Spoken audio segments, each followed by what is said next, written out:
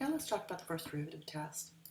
The first derivative test says we can determine if we have a max or min, or neither at critical points, based on the changing sign of the first derivative. So, if c is a critical number of my function, and my function is continuous in an open interval containing c, and f is differentiable in the open interval as well, except maybe it's c, it doesn't have to include c, then f of c can be classified as follows. Either f prime goes from negative to positive at c, in which case you have a minimum. Do you see how I made just this little valley there? It is possible for f prime to go from positive to negative, in which case we have a maximum. If f prime is positive on both sides or negative on both sides, we have neither a relative max or relative min. Now there's some steps I want you to follow.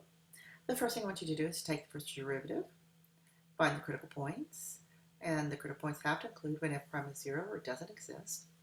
Set your intervals, pick a test value in each interval, and it does not matter what that value is as long as it's inside the interval. Pick something easy.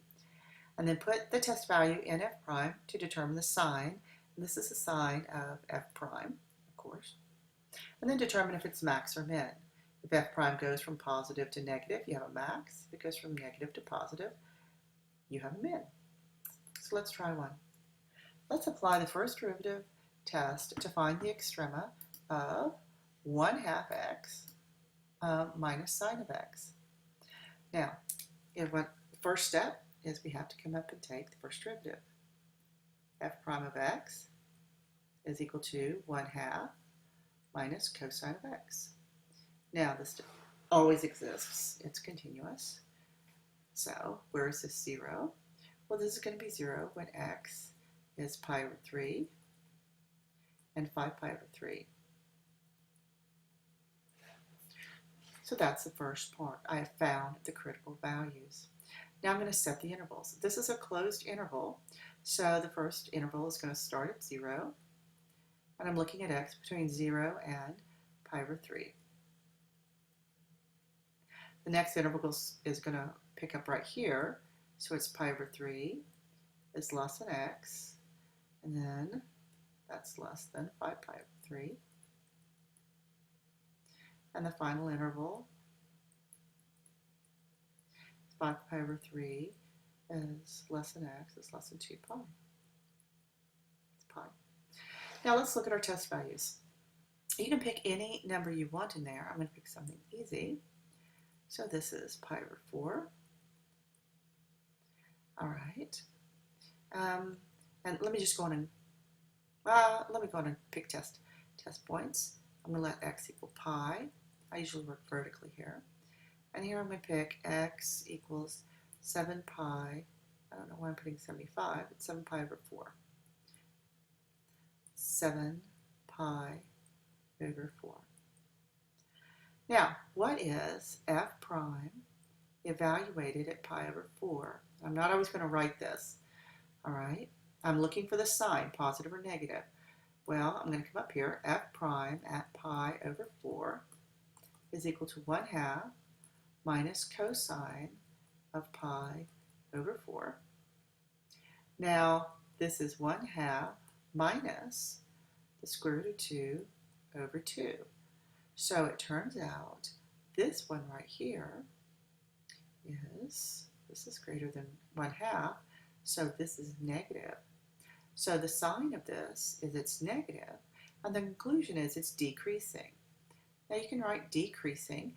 Now what I tend to do is I now put a little slash that way to show that the slope is negative. Let's move on to the next one. X at pi, or when x is pi, my first derivative at pi is 1/2 minus cosine of pi. And of course that is positive. So now my slope is increasing. You see how I did that? Now hang on to this because I'm about to use it. Now, in this interval right here, my slope is increasing, so I'm putting increasing over here as well. At 7 pi over 4, f prime, 7 pi over 4 is negative. So I'm just going to say f prime is negative here. All right. Now, do you see what I've done? At the point I'm looking for, let me change my pen color. The point I'm looking for is at x equals pi over 3. I'm looking at this point right here. At x equals pi over 3, the slope goes from negative to positive, so I have a minimum.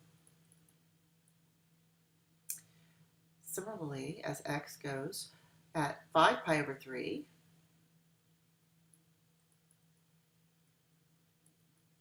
the slope goes from positive to negative, so I have a maximum.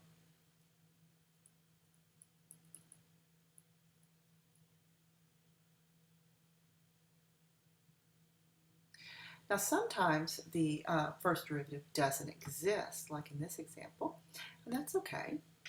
But I want to show you something very quickly. I'm going to find f prime of x is 2/3 x squared minus 4 to the negative 1/3 times 2x. I want you to rewrite this as 4x over 3 x squared minus 4 to the 1/3. Now, the critical points will be when f prime is 0. So f prime is 0 when x is 0, and f prime does not exist when x is plus or minus 2. So you have to use both of these. So I'm going to check my test interval. Let's go from negative infinity is less than x is less than negative 2. And if I pick any number in there, you see if I put in negative, a very large negative number, you see I'm going to get a negative on the numerator and then a positive in the denominator.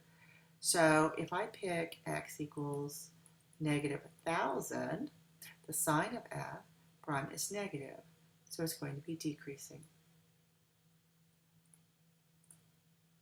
Then I'm going to switch pen colors because I'm going to show you something that I kind of cheat with a little bit. Let's look from negative 2 to 0. And let me pick, x equals negative 1. In which case, now look, when x is negative 1, the numerator is negative, and the denominator will also be negative. So two negatives make a positive. So now it's increasing. Let me go to the next interval, and that's going to be from 0 to 2. Let me pick x equals 1. Now between 0 and 2, the numerator is positive, but the denominator is negative. So the slope is negative, and so it's decreasing. So I should actually be putting these on both sides. And let me switch to black here, from 2 to infinity. Let me pick, I don't know, x is 1,000. Let me look at this. The numerator is going to be positive. Denominator is going to be positive. So the sign of the first derivative is positive, so it's increasing. So you see when I do this, I've created my own little code here. Here at x equal negative 2, I have a minimum because f prime goes from negative to positive. At x equals 0, this point right here, I have a maximum because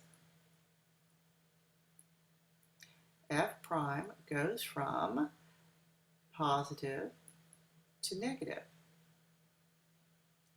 And finally, go back to red.